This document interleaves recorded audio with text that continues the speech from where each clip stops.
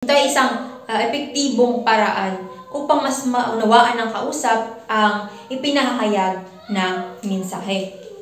Ang panghuli naman ay ang pagpapakilala ng personal na opinion o kaalaman versus pagtukoy sa isang katotohanan. Dito naman sa panghuli, ang pagpapakilala ng personal na opinion o kaalaman versus pagtukoy sa isang katotohanan ay ang pagtukoy sa pagkakaiba sa pagitan ng pagpapahayag ng sariling opinion o kaalaman ng isang tao at pagpapahayag ng isang objektibong katotohanan. Ito ay konektado sa pagpili ng wika at palit-koda dahil ang gustong paggamit ng mga salita at estratehiya sa pagpapahayag ay naglalarawan kung ang isang pahayag nga ba ay may layuning ipahayag ang personal na opinion o kaalaman o kung ito ay may layuning ipakita ang isang katotohanan. Ngayon ay dumako naman tayo sa pagpapalit estilo sa pagsasalita. Unahin natin ang estilo ng pag-uusap. Ang estilo ng pag-uusap ay ginagamit sa larangan ng pang-araw-araw na komunikasyon. Gumagamit ito ng kolokyal ng wika na nangangahulugang espesyal na bokabularyo at parirala, pati na rin ang mga hindi kumpletong pangungusap. Ang estilo ng pag-uusap ay isang paraan ng komunikasyon na karaniwang ginagamit sa pang-araw-araw na pakikipag-usap o pakikipagtalastasan.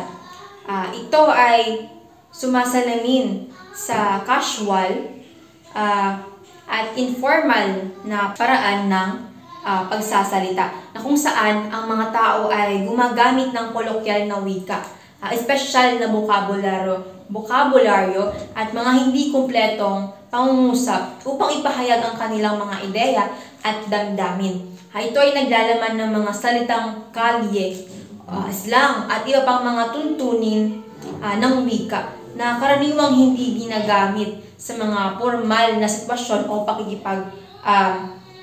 komunikasyon at talastasan.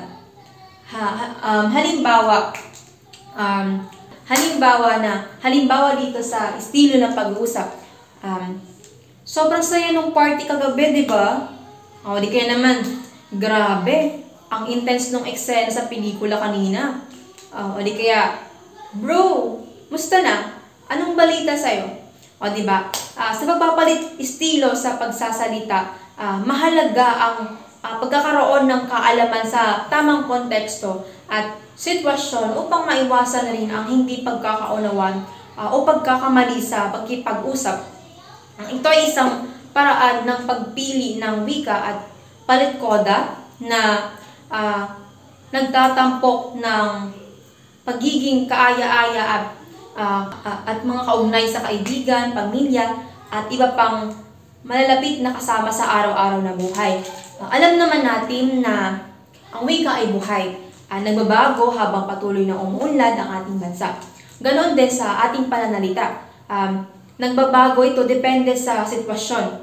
Yung estilo sa pakikipag-usap, maaaring informal yung paraan ng pananalita at maaari rin namang gumamit ng mga balbal ng mga salita o kolokyal. Kumbaga, casual o yung interaction nyo ay normal lang na pakikipagtalastasan. Ganon, ito yun ganon ang naisipahayag dito sa una, estilo na kung saan ito ay estilo ng pakikipag-usap. Pangalawa naman ay ang estilo ng pamamahayag. Ito ay ipinatupad sa larangan ng sosyo-political. Ang pangunahing pagpapaandar nito ay ang epekto sa lipunan, mga genre ng pagsasalita at pampublikong komunikasyon tulad ng artikulo, sanaysay, panayam, impormasyon, ulat, komentaryo, pagsasalita sa kampanya, at iba pa. Ang layunin dito sa estilo ng pamamahayag ay magkaroon ng epekto sa lipunan. Maging ito man ang pagpapalaganap ng impormasyon, pagpapahayag ng mga pananaw o pagtawag sa aksyon. Halimbawa nga nito, isang artikulo na naglalarawan ng kasalukuyang kalagayan ng ekonomiya at nagbibigay ng mga rekomendasyon para sa pagpapabuti nito. Panghalimbawa, isang pampublikong pagsasalita ng isang opisyal ng gobyerno tungkol sa mga hakbang na kanilang gagawin upang labanan ang kriminalidad sa bansa. O di kaya naman ay isang panayam ng isang journalist sa isang eksperto upang alamin ang kanilang opinion at sa isang analysis sa isang controversial na issue. Sa pamamagitan ng pagpapalit estilo sa pagsasalita, nagagawa ng mga tagapagsalita na mag-adjust ng kanilang pagpapahayag batay sa layunin at pangangailangan ng kanilang tagapakinig o tagapanood. Ito ay isang malagang aspeto sa pagpili ng wika at palitkoda dahil nakasalalay dito ang epektibong pagpapahayag ng isang mensahe. Pangatlo naman na estilo sa pagsasalita ay ang formal na estilo ng negosyo. Ginagamit sa larangan ng pang-administratibo at legal na mga gawain. Ang mga genre ng pagsasalita sa negosyo ay lubos na magkakaiba. Kabilang sa mga ito ay isang autobiography, isang pahayag, isang ulat, isang protocol, isang order, isang paliwanag ng tala, isang batas, isang charter, at isang kasunduan at iba pa. Dito naman sa formal na estilo ng negosyo, ito yung mga termino na ginagamit lang talaga sa larangan ng talaga ng negosyo. Papasok na rito yung register. Halimbawa dito yung kailan ni Arnie, yung pa 5-6 nila. Ito tinatawag nila ito nung una, nung una na kasi. Nung una, nalabuan kami sa kung ano nga bang ibig sabihin nito. Dito makikita na kami na hindi kasali o kasangkot sa negosyo o transaksyon na mayroon sila ay hindi makaiintindi. Pasi ang tawag nila kasi diba kadalasan yung interpretasyon natin pagdating sa pag-iipon ay baboy o yung piggy bank. Akala namin talaga na literal na kapag nakasali kami sa 5-6 nila ganun ay magkakaroon talaga kami ng pasi. Kaso hindi naman pala. So doon makikita yung pagkakaiba ng estilo ng mga salita na ginagamit batay sa kung ano yung pangangailangan ng tao. Dumako naman tayo sa huling estilo sa pagsasalita. Ito ay ang estilo ng pang-agham. Ito ay estilo ng pang-agham. Ito ay ginagamit sa agham at teknolohiya. Ang pangunahing gawain ng pang-agham at estilo ay isang mensahe at lohikal na patunay ng katotohanan ng kung ano ang naiulat o impormasyong nagbibigay kaalaman at argumentative. Ang pang-agham na estilo sa pagsasalita ay tumutukoy sa paggamit ng formal, lohikal at maebidensyang paraan ng pagpapahayag tungkol sa mga konsepto at ideya sa agham at teknolohiya. Ang pang-agham na estilo sa pagsasalita ay tumutukoy sa paggamit ng formal, lohikal at maebidensyang paraan ng pagpapahayag tungkol sa mga konsepto at ideya sa agham at teknolohiya.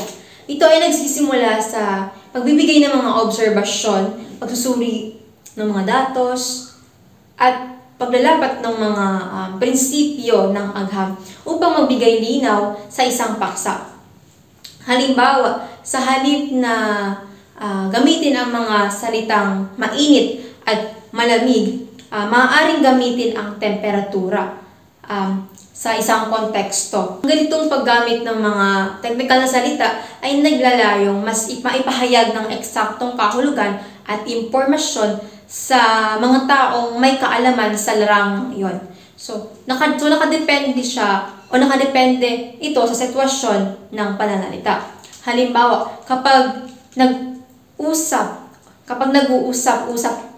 ang mga scientist sa kapwa nila scientist, pag sa isang particular na topiko at ikaw ay nasa ibang programa naman, hindi mo talaga sila mauunawaan at hindi ka talaga lubusang makasasabay sa usapan na mayroon sila. Kaya naman, ang pag-unlad ng isang particular na estilo ay may uugnay sa pagpili ng mga ekspresyon, formang pangwika, mga konstruksyon na pinakaangkop para sa mga layunin ng komunikasyon sa isang tiyak na kapaligiran para sa pinakamabisang pagpapahayag ng ilang mga saloobin. Ang pagpili ng wika at palitkoda ay nagpapakita ng lawak ng pakikipanayam. Malaki ang papel nito kaya't mas itinagubili ng masusing pag-aralan ang pagpili ng wika at palitkoda na nagaganap sa silid-aralang pangwika at kabuluhan nito sa pagdevelop at pagkatuto ng wika sa mga mag-aaral.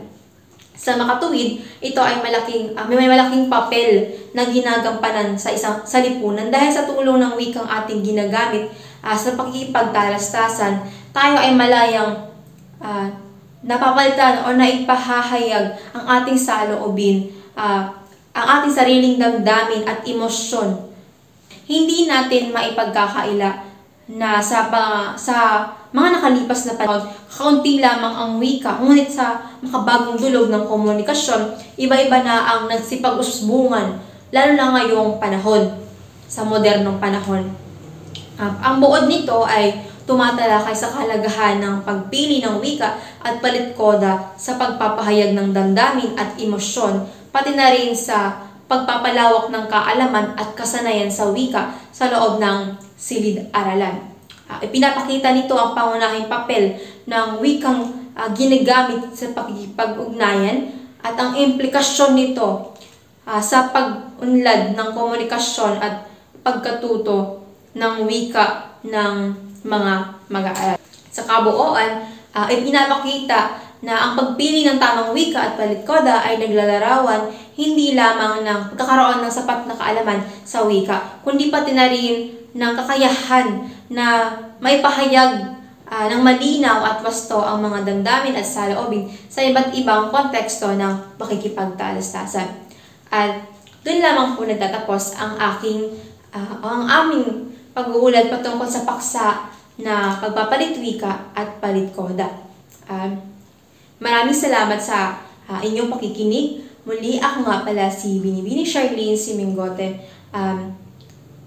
nagpapakadalubhasa sa Filipino.